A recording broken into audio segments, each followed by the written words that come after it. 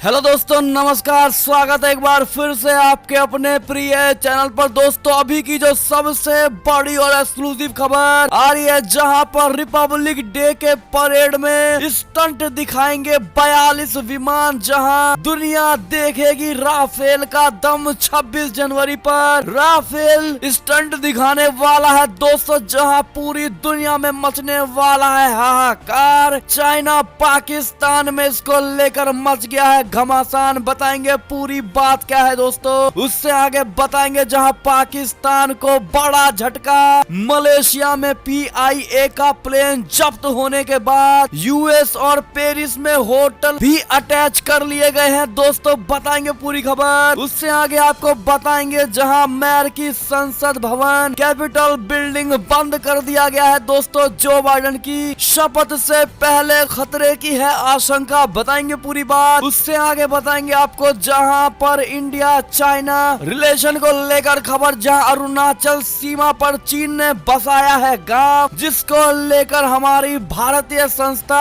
MEA ने कहा है ये बात। बताएंगे दोस्तों क्या कही है उन्होंने। उससे आगे आपको बताएंगे दोस्तों जहां पर क्यों अमेरिका अगले 50 सालों तक चाइना के खिलाफ भारत का साथ चाहता है। इस खबर की डिटेल में जाएंगे दोस्तों और इस सवाल का जवाब आपको देंगे। साथ ही बंगाल चुनाव से बड़ी खबर आ रही है दोस्तों, जहां पर शुभेंदु अधिकारी ने ममता बनर्जी को बड़ी चुनौती दे डाली है दोस्तों। कहा है कि अगर मैंने इस बार ममता को नहीं हराया तो छोड़ दूंगा राजनीति। बताएंगे दोस्तों इसी बंगाल चुनाव से खबरें, जहां गर्मा गर्मी बनती हुई नजर आ रही है इन दोनों पार्टियों के बीच में। साथ ही अगर आपके भी मन में प्रश्न है कि क्या मैं अकेले कार में बैठे मास्क लगाना जरूरी है, तो इसका भी जवाब देंगे दोस्तों। नया रूल लागू हो गया है। साथ ही CBSE बोर्ड की तरफ से बच्चों के एग्जाम को लेकर बड़ी खबर है। तो दोस्तों सारे अपडेट्स जानने के लिए बने रहिएगा वीडियो के लास्ट तक। और अभी खबर में आगे बढ़ने से पहले अगर आप भी मानते हैं कि मोदी जी है तो हर चीज संभव है और भारतीय सेना है तो हमारा भारत सुरक्षित है और चाइना और पाकिस्तान जैसे देशों का मुंह बंद है, तो इस वीडियो को अभी कर दीजिए हमेशा की तरह लाइक,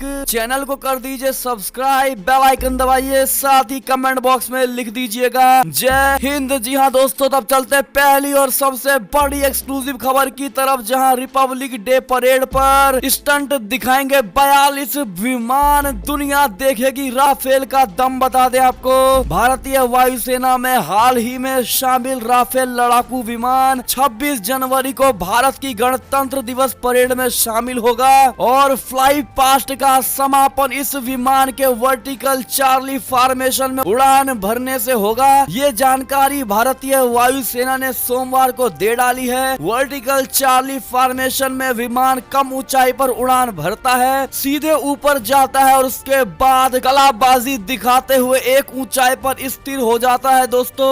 वायुसेना प्रवक्ता विंग कमांडर इंद्रनील नंदी ने यहाँ एक संवाददाता सम्मेलन में कहा है कि फ्लाई पास्ट का समापन एक राफेल विमान के वर्टिकल चार्ली फॉर्मेशन से होगा। ऐसे में दोस्तों आपको बता दें कि इस राफेल का दम कम देखने के लिए चाइना और पाकिस्तान जैसे देशों में बड़ी ही चुलबुलाहट पैदा होती हुई नजर आ रही है दोस्तों। जहां खुफिया एजेंसी से बड़ी रिपोर्ट के मुताबिक ये सामने आया है कि 26 जनवरी का परेड देखने के लिए पाकिस्तान के मंत्री और चाइना के राजनेता बेचैन है। जी हाँ दोस्तों, ऐसे में राफेल सबसे बड़ी एक तरह की मुद्दा बना हुआ है दोस्तों इन सभी देशों के लिए। तो ऐसे में आपकी क्या राय होगी कमेंट करके जरूर बताइएगा और 26 जनवरी पर परेड जरूर देखिएगा दोस्तों। चलते हैं एक और बड़ी खबर की तरफ, जहां आपको बता दें पाकिस्तान को बड़ा झटका, मलेशिया में PIA का प्लेन जब्त होने के बाद अब अमेरिका और पेरिस में भी होटल अटैच कर लिया गया है। बता दें पाकिस्तान को एक के बाद एक कई झटके लगे हैं। मलेशिया में पाकिस्तान इंटरनेशनल एयरलाइंस यानी PIA की तरफ से लीज पर लिया गया विमान जब्त होने के बाद अब अमेरिका और पेरिस में PIA के होटल भी अटैच कर दिए गए हैं। जी हाँ दोस्तों, पाकिस्तानी मीडिया रिपोर्ट्स के मुताबिक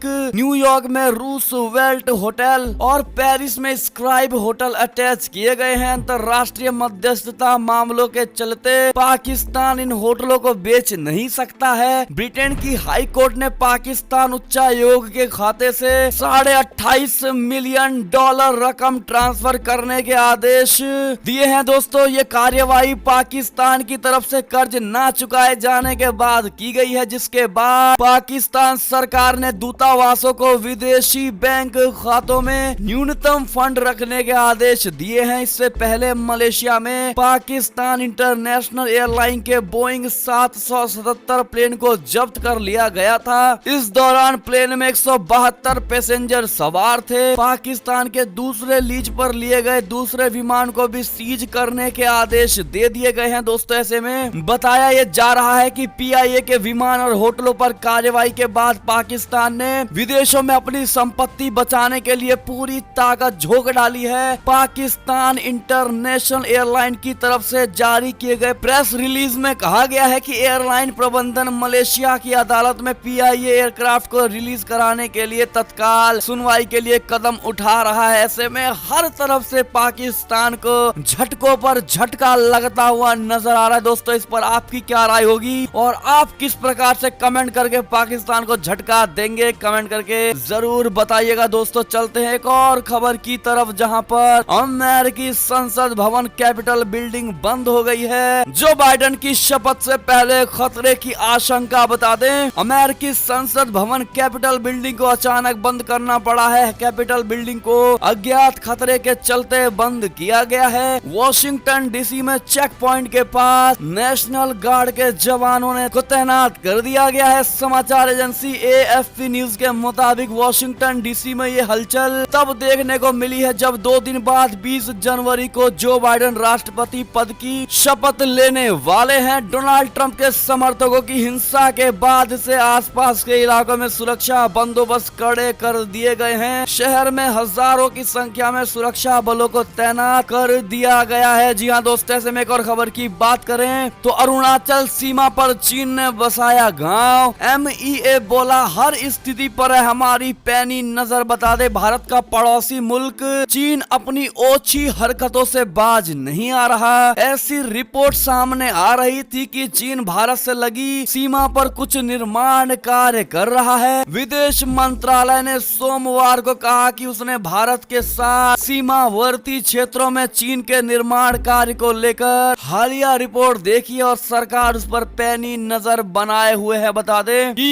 इस रिपोर्ट पर चीन के विदेश मंत्रालय का आया है जवाब। दोस्तों, उन्होंने क्या कहा है आपको बता दें उन्होंने कहा है कि हमने भारत के साथ सीमावर्ती क्षेत्रों में चीन के निर्माण कार्य पर हालिया रिपोर्ट देखी है। गांव बसाए जाने को लेकर विदेश मंत्रालय ने कहा कि चीन पिछले कई सालों से अरुणाचल प्रदेश में बॉर्डर से सटे इलाकों में इस तरह की बुनियादी ढांचा निर्माण गतिविधि शुरू की है। विदेश मंत्रालय ने कहा कि चीन की हरकतों के जवाब में हमारी सरकार ने भी सीमावर्ती इलाकों में सड़कों, पुलों आदि के निर्माण कार्य को आगे बढ़ाया है, जिसने की सीमा के साथ साथ स्थानीय आबादी को भी जोड़ने का काम किया है। चलते हैं एक और खबर की तरफ, जहां पर आपको बता दें क्यों अमेरिका अगले 50 सालों के लिए चीन के खिलाफ भारत का चाहता है साथ। बता दे दोस्तों, अमेरिका में चीन के खिलाफ एक मुहिम सी चल पड़ी है। इसी के तहत राष्ट्रपति डोनाल्ड ट्रंप ने उस पर कई आर्थिक पाबंदियां लगा डाली हैं। साथ ही अमेरिका उन सभी देशों से संबंध बढ़ा रहा है जिनसे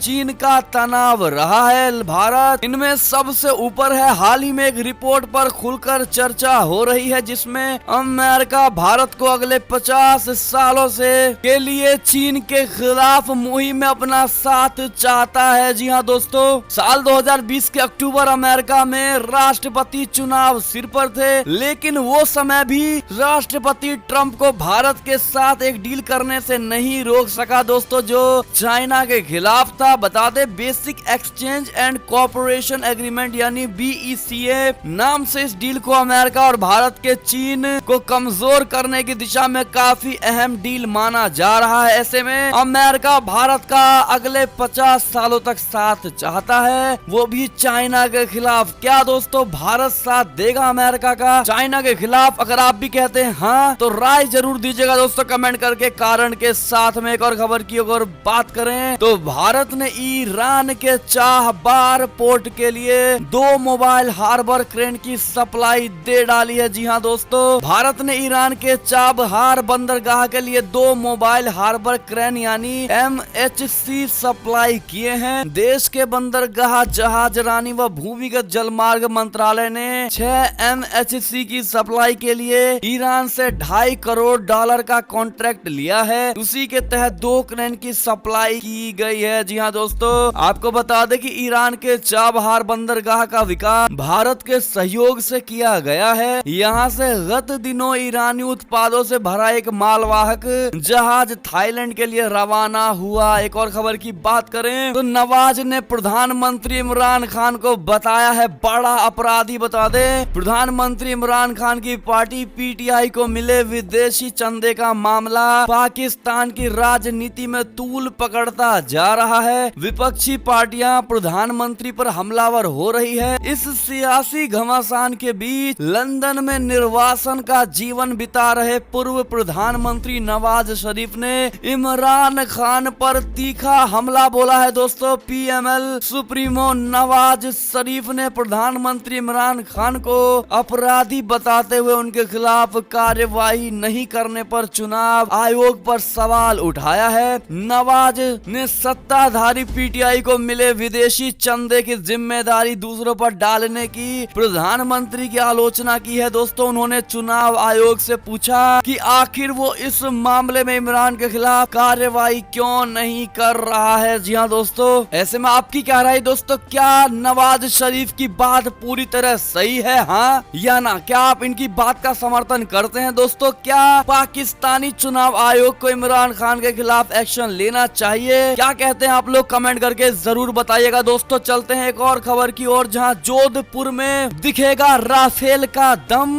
भारत और फ्रांस का द्विपक्षीय युद्धाभ्यास 20 जनवरी से होगा शुरू। बता दे, चाइना के साथ पूर्वी लद्दाख में जारी तनाव के बीच भारतीय वायुसेना फ्रांस की एयर एंड स्पेस फोर्स के साथ मिलकर जोधपुर में युद्ध का अभ्यास करने जा रही है। इस द्विपक्षीय युद्धाभ्यास को एक्स डेजर्ट नाइट यानी पुराना रेगिस्तान की रात 2021 नाम दिया गया है, जिसके लिए फ्रांस की वायुसेना जोधपुर स्थित एयरफोर्स स्टेशन पहुंच गई है। ये युद्ध का अभ्यास 20 जनवरी से 24 जनवरी के बीच आयोजित किया जाएगा। फ्रांस की सेना मौजूदा समय में स्काई रॉस डिप्लॉयमेंट के तहत एशिया में तैनाती पर है और भारत के रास्ते आगे बढ़ेंगी। जी हाँ दोस्तों, ऐसे में ये बड़ी खबर मानी जा रही है दोस्तों, और भारतीय सेना पूरी तरह तैयार होती हुई नजर आ रही है दोस्तों। जहां पर फ्रांस से मंगाया गया ये राफेल अब फ्रांस के सैनिकों के साथ में भारत भी अपनी उड़ान भरेगा दोस्तों, और पूरी तरह अपने आप को तैयार कर लेगा। इस पर आपकी क्या राय है? कांग्रेचुलेशन जरूर कह दीजिएगा हमारी भारतीय सेनाओं को दोस्तों, साथ में ऑल द बेस्ट भी कहना मत भूलिएगा। चलते हैं एक और खबर की तरफ, जहां अब कोरोना से चाइना के हेबेई में मच गया है बड़ा हड़कंप।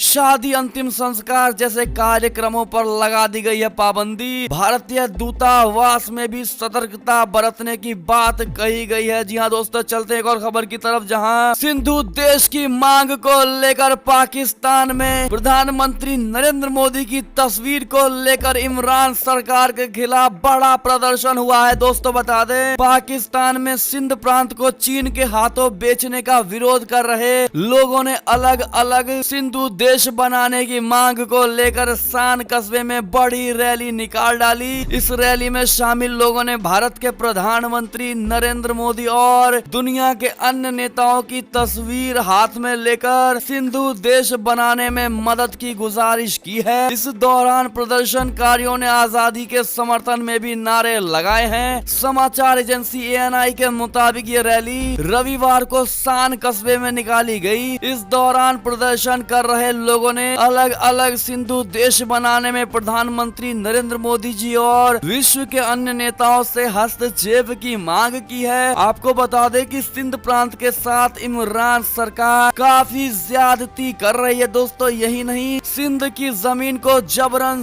चीन को दिया जा रहा है। समुद्री इलाके चीन को मछली पकड़ने के लिए दिए जा रहे हैं। जी हाँ दोस्तों, पाकिस्तान में अलग सिंधु देश बनाने की मांग सिंध की राष्ट्रवादी पार्टियां कर रही हैं। इस आंदोलन को सिंध के नेता GM सैयद ने बांग्लादेश की आजादी के ठीक बाद शुरू किया था। ऐसे में दोस्तों, अगर आप भी जानते हैं कि प्रधानमंत्री नरेंद्र मोदी जी को इन प्रदर्शनकारियों का साथ देना चाहिए दोस्तों, और अन्य देश के भी नेताओं को मिलकर इन प्रदर्शनकारियों का साथ देना चाहिए। तो कमेंट करके जरूर दीजिएगा कि भारत का खुला समर्थन है इन प्रदर्शनकारियों को। लिखना बिल्कुल मत भूलिएगा दोस्तों, क्योंकि ये जो पोस्टर लेकर प्रदर्शन कर रहे हैं इसका मतलब यही है कि प्रधानमंत्री मोदी जी से दरकार है कि हमारा साथ दे सिंधु देश को अलग बनाने में। ऐसे में दोस्तों आपकी क्या राय होगी कमेंट करना बिल्कुल मत भूलिएगा दोस्तों। इस मामले पर तो बिल्कुल भी नहीं। चलते हैं एक और खबर की तरफ, जहां रूसी मालवाहक जहाज काला सागर में डूब गया।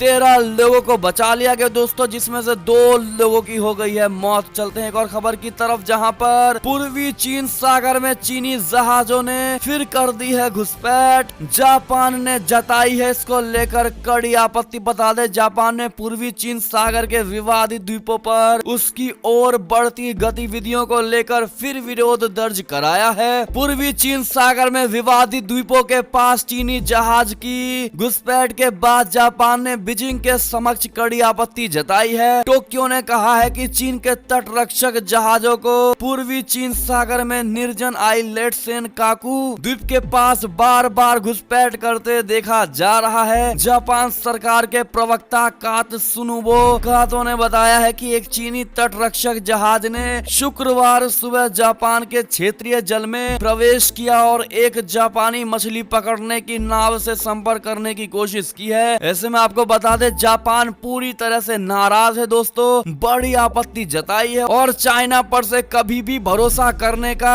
भरोसा ही खत्म कर दिया है दोस्तों, और एक बड़ी चेतावनी दे डाली है कि अगर आगे से कभी ऐसा होता है तो हम फिर आपत्ति नहीं जताएंगे, सीधा बड़ा एक्शन लेंगे। जी हाँ दोस्तों, ऐसे में आपकी क्या राय होगी जापान को लेकर कमेंट करना बिल्कुल मत भूलिएगा दोस्तों। चलते हैं एक और खबर की तरफ, जहां पर टीका लगवाने की होड़ में WHO ने बोला बुजुर्गों से पहले युवाओं को टीके लगाना ठीक नहीं है। जी हाँ दोस्तों, विश्व स्वास्थ्य संगठन यानी WHO के महानिदेशक टेड्रोस अधानोम घेब्रेयेसस ने कहा है कि अमीर देशों में युवा तथा स्वस्थ लोगों को गरीब देशों में बुजुर्ग लोगों से पहले कोरोना टीके लगाना ठीक नहीं है। घेब्रेयेसस ने सोमवार को जेनेवा में स्थित WHO के मुख्यालय में संगठन की एक सप्ताह तक चलने वाली कार्यकारी बोर्ड की बैठक की शुरुआत करते हुए इस बात पर रोष प्रकट किया कि एक गरीब देश को टीके की मात्र 25 खुराकें प्रदान की गई, जबकि लगभग 50 अमीर देशों में 3 करोड़ 90 लाख से अधिक लोगों को खुराकें दी जा चुकी हैं। जी हाँ दोस्तों, चलते हैं एक और खबर की तरफ, जहां पर FBI को है बड़ा डाउट, बड़ी शक।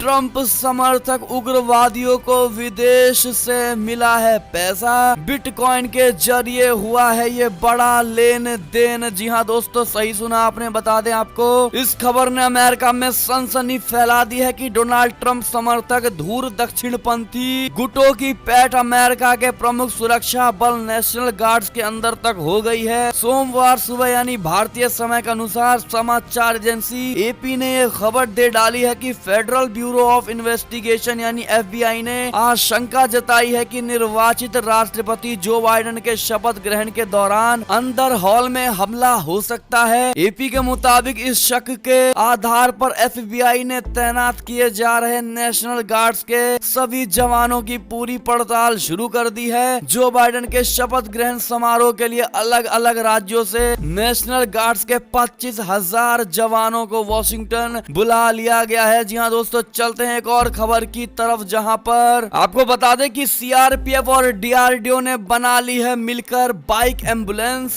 रक्षिता नक्सली इलाकों में सुरक्षा बलों को देगी तत्काल मदद। जी हाँ दोस्तों, बता दें CRPF और भारतीय रक्षा अनुसंधान और विकास संगठन और institute of nuclear medicine and allied science ने मिलकर एक बाइक एम्बुलेंस को बनाया है। इसका नाम रक्षिता रखा गया है दोस्तों। मंगलवार को दिल्ली में इस नए बाइक एम्बुलेंस को लॉन्च किया जाएगा। इस बाइक एम्बुलेंस को इसलिए बनाया गया है ताकि मेडिकल इमरजेंसी और विवादित क्षेत्रों में घायल होने की स्थिति में सुरक्षा बलों के कर्मचारियों को तत्काल निकासी में मदद मिल सकेगी। सूत्रों का कहना है कि ये किसी एनकाउंटर के दौरान घायल होने की स्थिति में ये एम्बुलेंस बाइक CRPF के जवानों की मदद करेगी। देखिए इस बाइक को दोस्तों आप फोटो में देख पा रहे होंगे। ऐसे में आपकी क्या क्या राय होगी कमेंट करके जरूर बताइएगा दोस्तों, और धन्यवाद जरूर कह दीजिएगा हमारे भारतीय जवानों का। चलते हैं एक और खबर की तरफ, जहां पर भारतीय दूतावास ने चीन में गणतंत्र दिवस समारोह को किया है सीमित, कोरोना को बताया है इसका बड़ा कारण। एक और खबर की बात करें तो पाकिस्तान ने भारत में बनी कोरोना वैक्सीन के आपात इस्तेमाल को दे दी है मंजूरी। जी हाँ दोस्तों, बता दें भारत के सामने हमेशा हेकड़ी दिखाने वाला पड़ोसी देश पाकिस्तान के लिए मुसीबत में आखिर भारत ही काम आएगा। कोरोना वैक्सीन के लिए चीन से कोई रिस्पांस ना मिलने पर पाकिस्तान को